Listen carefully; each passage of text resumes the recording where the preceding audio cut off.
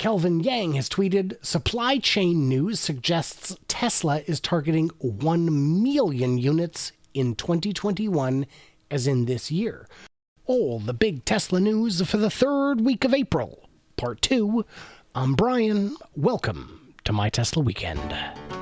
Tesla finished the week at $729.40, up 1.5% on the week, compared with the Dow Jones, which finished the week down 0.5%, and the Nasdaq, which was essentially flat, and the S&P 500, also basically a flat. Tesla will release their first quarter earnings Monday when the market closes and have a live investor call at 2:30 p.m. Pacific, 5:30 p.m. Eastern. I may put out my estimated numbers this Sunday or Monday. I'm not sure. I haven't decided yet. Let me know if that's something you guys even want to see. Tesla to soon receive funding documents for Giga Berlin battery factory, according to Germany's Ministry of Economics. So Germany recognizes that there is so much battery production coming out of China, and it is increasing rapidly. Germany doesn't want to be left behind, so they've got funding available for companies willing to build large-scale battery factories within Germany, which of course a Tesla will be doing. Wedbush is feeling very bullish on Tesla and says they may even outperform their, currently expected numbers, which is, I guess, good. Who knows? Even strong numbers can be bad sometimes on the market. Tesla price target raised to 820 smackaroo bobs a share at Mizuho Securities. I mean, why not? They believe their results are going to be strong. We continue to see a vertically integrated Tesla well-positioned in a secular EV market as legacy OEMs struggle. Yeah. Tesla price target raised to $900 at Doug Stanhope ahead of Q1 results. Yes, Adam Jonas at Morgan Stanley has raised from $880 to $900. Very bold, maintaining an overweight rating ahead of Q1 results. Yes, the numbers are good. Yeah, they missed by 20%. I didn't, but okay. U.S. first quarter EV sales are in, and look at that, the Model Y is absolutely dominating, with the Model 3 just behind, and everybody else sucking up what little is left of the air in the room. Bolt 9%, Mustang 6.7%, and down, Tesla, down from there. I don't know, EVs are doing great in Europe. I just don't think the legacy car makers have that much interest in the U.S. market. Kelvin Yang has tweeted, supply chain news suggests Tesla is targeting 1 million units in 2021, as in this year. Reduction gear supplier Hota, its chairman, also reveals Tesla's 1 million unit target. Basically, the tire pressure monitoring systems, which are required on every unit, have been ordered, and they have ordered enough for 1 million cars, so that's an indicator. 2023 Cadillac Lyriq is a rolling concept scheduled to start at $60,000. I don't know how. It's supposed to be luxurious, and the pictures look luxurious, but it's got a 100 kilowatt hour battery. I mean, that's a big that's like Model S Plaid size battery for $60,000. It looks fantastic. If they can produce this car with these specs at this price, they're gonna have a winner on they hands. Not so much from Tesla buyers, but from legacy buyers who aren't so sold on the newfangled, but might still buy a Cadillac. Leaked images of the new Mercedes EQS, I think. Anyway, it's the eTurd. It looks like a turd. It's turd colored, depending on what your dog eats. That is not a Mercedes to me. That is an ugly chunk of garbage. I would not.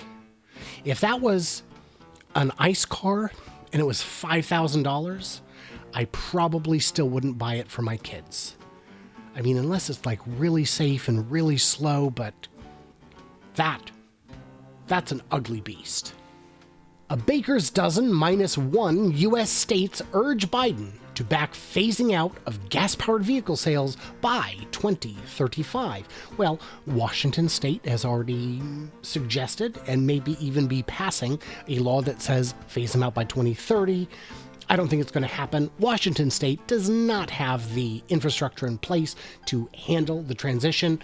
I mean, maybe they could get it together, but right now it's pretty pie in the sky. The governors of a dozen U.S. states, including California, New York, Massachusetts, and a bunch of others, want to get away from fossil fuels.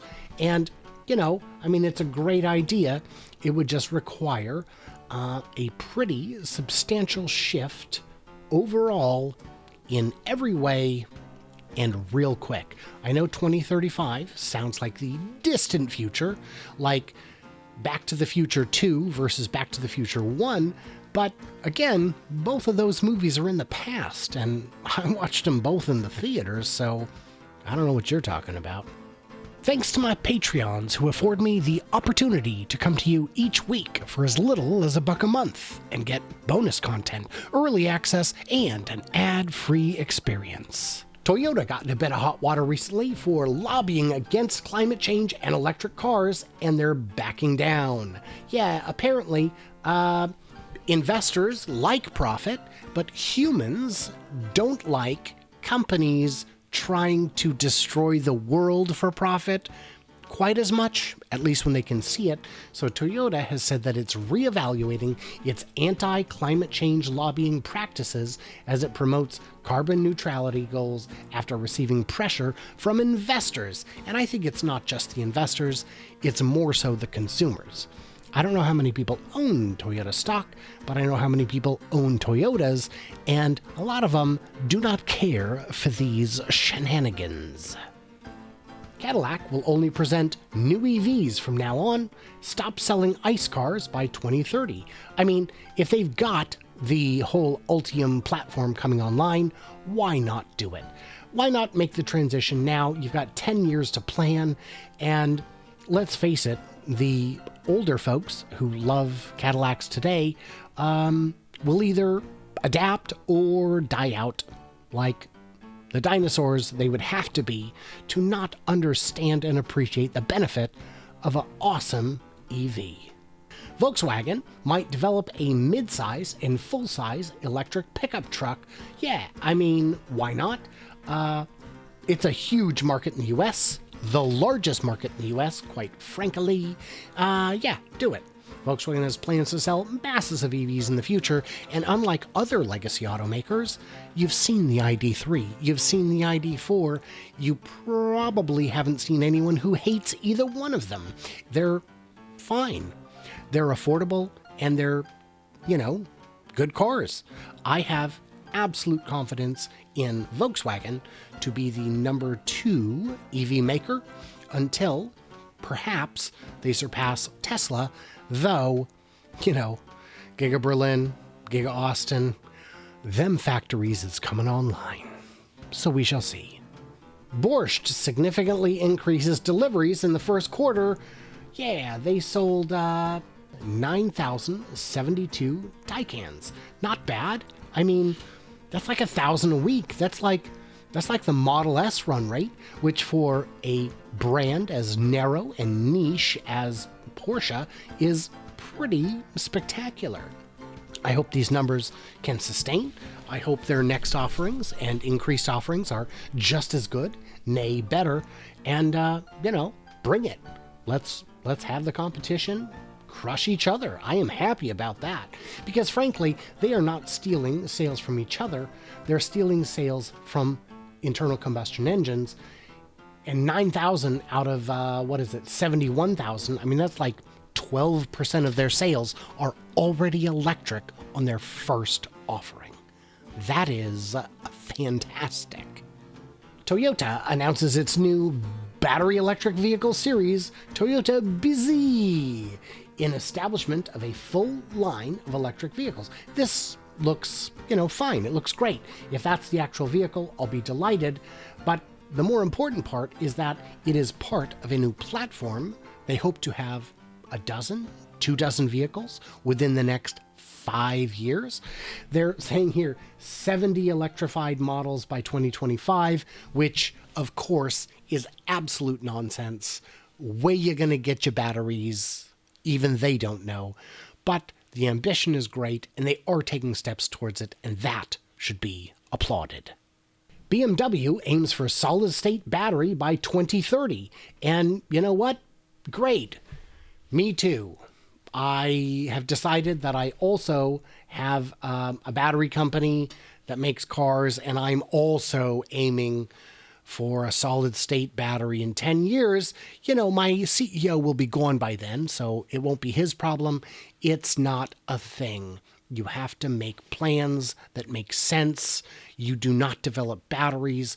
What the heck are you talking about? Don't listen to these guys when they make claims beyond their scope of understanding. This is, I mean, I'd love it. I'd love it, but this is like cold fusion at this point. So, I mean, I'm not saying it's impossible. I'm saying I don't believe you. Lamborghini says it's done chasing 0 to 60 and top speed records and will focus instead on handling. Look at that. That is pure art. And art, by its very nature, is the opposite of function. Yeah, it's not super functional. It's just pretty and pretty expensive. And they're not going to chase 0 to 60 and top speed records anymore. I wonder why that is. Oh, wait, I know. It's because they can't compete. It's beautiful. It's beautiful. If you had the money and, you know, the maintenance and pit crew, I mean, go for it. But I just don't know, man. I just don't know. So what did I miss or misunderstand? Leave me all your wisdom in the comments. Stay tuned, stay juicy, and I can't wait to hear from you clever robots on the flippity side of the floppity sweat.